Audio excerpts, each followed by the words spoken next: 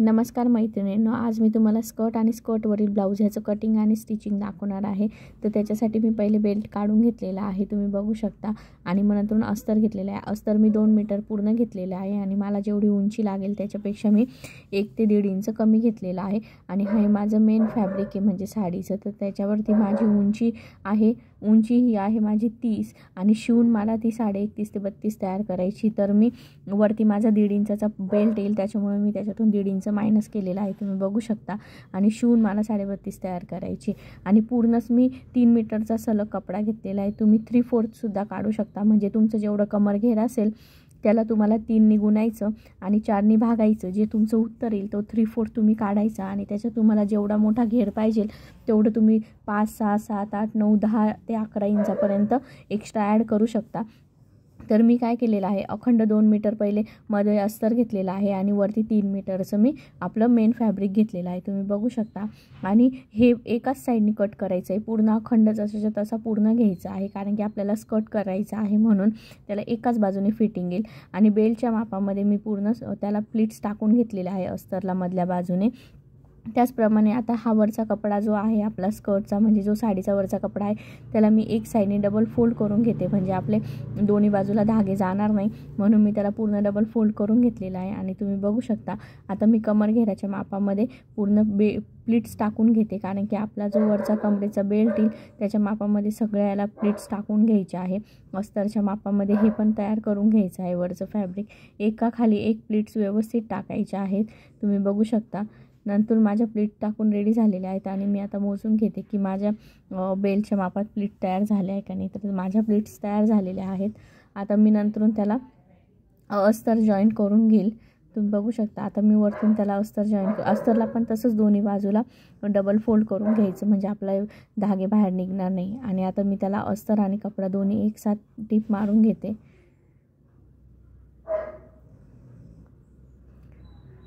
दोन्ही पण याला एकसाथ टिप मारून घ्यायची आहे।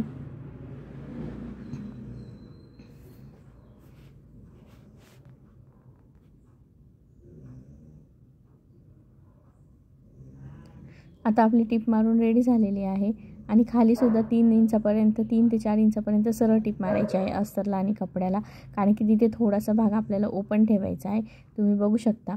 आणि आता ही जी मी पूर्ण पट्टी काढलेली आहे ही 3 इंचाची आणि शिवून आपल्याला 1.5 इंचापर्यंत तयार करायची आहे। तर मग तुम्ही बघू शकता आता मी इकडच्या बाजूला टिप मारून घेते, अर्धा इंचावरती मी टिप मारून घेणार आणि त्या साईडला सुद्धा मी फोल्ड करून घेणार। आणि इकडच्या साईडला मध्ये फिनिशिंग टाकायची, मी आधीच फिनिशिंग करून घेतलेली, तुम्ही बघू शकता। मधल्या बाजूला पट्टी फोल्ड करून घ्यायची, हे बघा। आता ही वरच्या बाजूला तशीच्या तसा बेल्ट टाकायचा आहे आपल्याला, मध्ये पण तो पण फोल्ड करून घ्यायचा आहे 1/2 इंच, तुम्ही बघू शकता। पिंक कलरचा भाग माझा आतमध्ये गेलेला आहे आणि वरच्या बाजूने प्लेन सरळ बेल्ट तयार झालेला आहे माझा।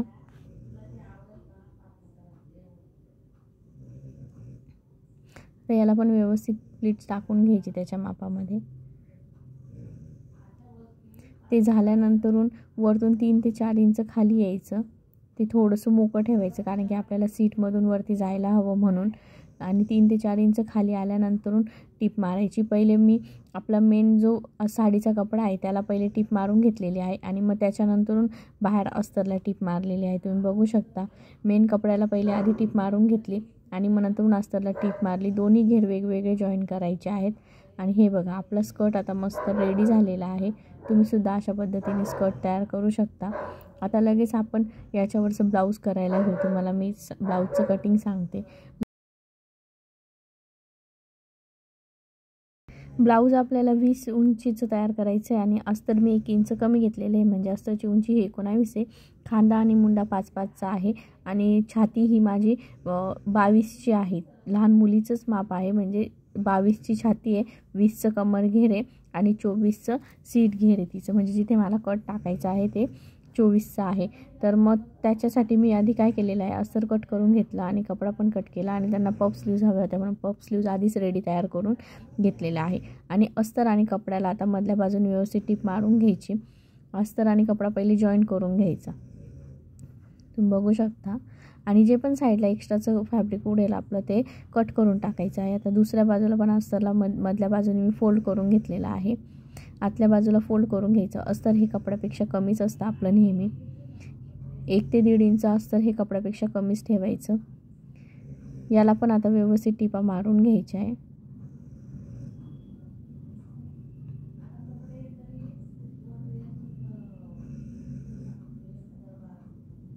आता एक्स्ट्राचं कट करून टाकायचं. मी एक्स्ट्राचं कट करून टाकलेलं आहे, जे पण बाहेर आलेलं आहे ते.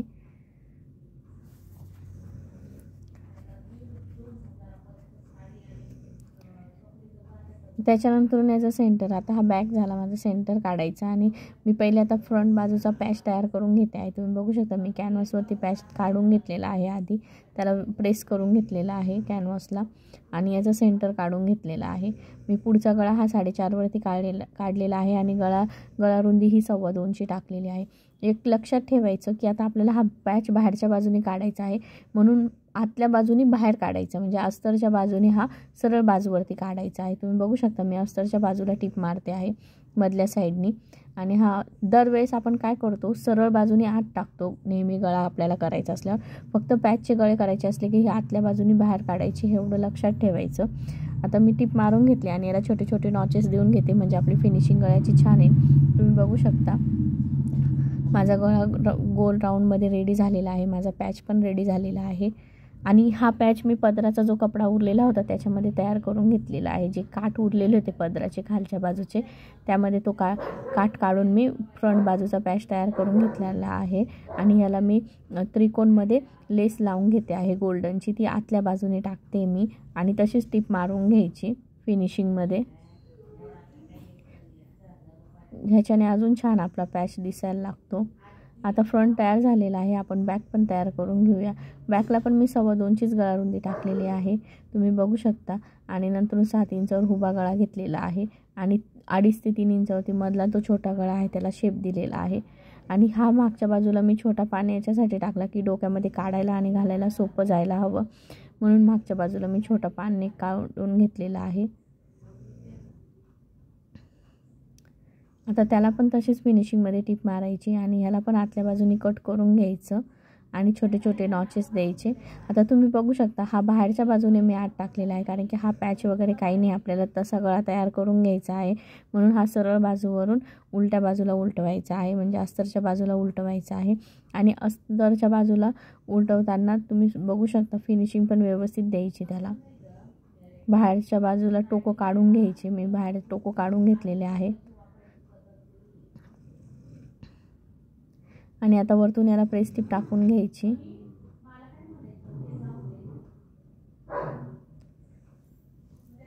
याला प्रेस टिप टाकून घेतली की त्याच्यानंतर मी याला सुद्धा आपली त्रिकोणची लेस लावून घेतलेली आहे, म्हणजे ते पण फिनिशिंगमध्ये छान दिसेल.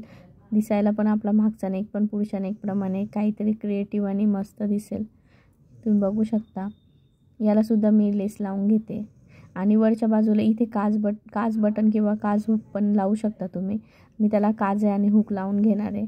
आणि वरती शोल्डर 1/2 इंचावरती जॉईन करून घ्यायचे दोन्ही पण बाजूचे. शोल्डर जॉईन झाल्यानंतर चेक करायचं एक्स्ट्राचा जो पण भाग उरतो आपला, म्हणजे जो पण एक्स्ट्राचा भाग आलेला आहे तो कट करून टाकायचा. तुम्ही बघू शकता माझा शोल्डरचा एक साईडला एक्स्ट्राचा भाग आलेला होता, तो मी कट करून घेतलेला आहे.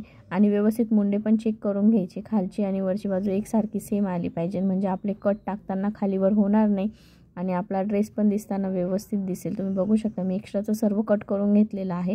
लहान मुलगी असल्यामुळे लहान मुलीला पुढचा मुंडा कट करायची गरज पडत नाही, म्हणून मी याचा पुढचा मुंडा कट केलेला नाही आहे. फक्त एक्स्ट्राचं जे आलेलं होतं स्लीवचं बाहेर ते मी कापून घेतलेलं आहे. तुम्ही बघू शकता स्लीव्ज लावून घ्यायची. स्लीव्ज मी आधीच तयार करून ठेवलेली होती, पफ स्लीव्ज. आता स्लीव्जसुद्धा आपली दोन्ही बाजूला 2-2 टिपा मारून घ्यायच्या. तुम्ही बघू शकता सेंटर काढून घ्यायचं, सेंटरपासून मी स्लीव्ज लावलेले आहे. सेंटरपासून स्लीव्ज लावायला घ्यायची.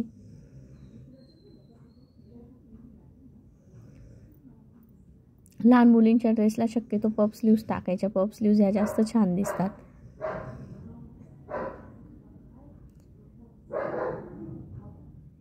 आणि जो पण स्लीव्जचा आपला एक्स्ट्राचा भाग बाहेर निघतो तो कट करून टाकायचा। सेंटरपासून लावल्यानंतर आपल्याला एक्स्ट्राचा भाग दोन्ही बाजूचा सेम येतो, तुम्ही बघू शकता। तो मी कट करून टाकलेला आहे। आणि आता आपली जेवढी पण कमर उंची 8-9 पर्यंत सरळ टीप मारायची दोन्ही बाजूला, कारण की आता आपल्याला फिटिंग करायची आहे, म्हणून सरकायला नको, म्हणून दोन्ही बाजूला कमरेतून बाहेर टिपा काढून घ्यायच्या। आणि आता आपण फिटिंगचे माप टाकू। म्हणजे आता तुम्ही बघू शकता की मी आता 12वरती टिक मार्क करते, कारण की माझी छाती ही 22 आहे। तर 1 इंच लूज ठेवायचं, म्हणजे लक्षात ठेवायचं कमर घेरामध्ये पण 1 इंच लूज ठेवायचं आणि सीट घेरामध्ये पण 1 इंच लूज ठेवायचं। तर त्या मुलीची सीट उंची म्हणजे जिथे कट येणार आहे छोटे ते 14वरती येणार आहे। सीट उंची ही 14 आहे आणि तिथेच खाली मी लगेच तिथेच कमर घेराचं माप टाकून घेतलेलं आहे आणि सीट घेराचं पण खालच्या बाजूला 14 जिथे आहे तिथे सीट घेराचं पण 14 माप टाकलेलं आहे। तुम्ही बघू शकता तिथे पण 1 इंच लूज ठेवायचं आहे। तुम्ही बघा आता इथे फिटिंगच्या टिपा टाकून घ्यायच्या। आपले 1.5 इंचाची दोन्ही बाजूला बाहेर मार्जिन आलेले आहे। जेवढं आपलं माप आहे तेवढं आपण 1.5 इंचाचे एक्स्ट्रा मार्जिन घेतो। फिटिंगचे माप असे टाकून घ्यायचे, वरती स्लीवचं माप आहे त्याप्रमाणे टाकून घ्यायचं। 2-2 टिपा मारून घ्यायच्या। 2-2 टिपा मारल्यानंतर आपल्याला खालच्या बाजूला कट टाकायचे आहे, कारण की आपला टॉप हा थोडासा लॉंग असल्यामुळे याला खालच्या बाजूला कट टाकायचे। तुम्ही बघू शकता आता मी खालच्या बाजूला पंजाबी ड्रेसप्रमाणेच कट टाकायचे आहेत। सेम आपण पंजाबी टॉपला जसे कट टाकतो तसेच याला पण कट टाकायचे आहेत। दोन्ही बाजूला कट टाकून घेते मी आता।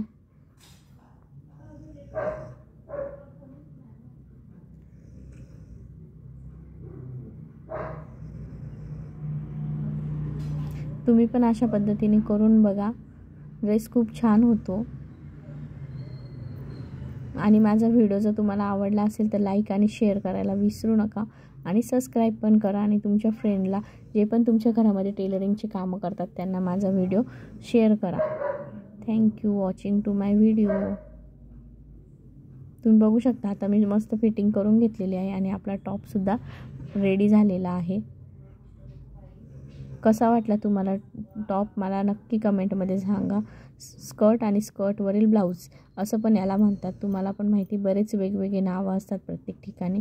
हे बघा आपला ड्रेस रेडी झालेला आहे आणि ह्याच्यामध्ये मी खणाचं पण पॅटर्न केले ते पण शेअर करते तुमच्यासोबत।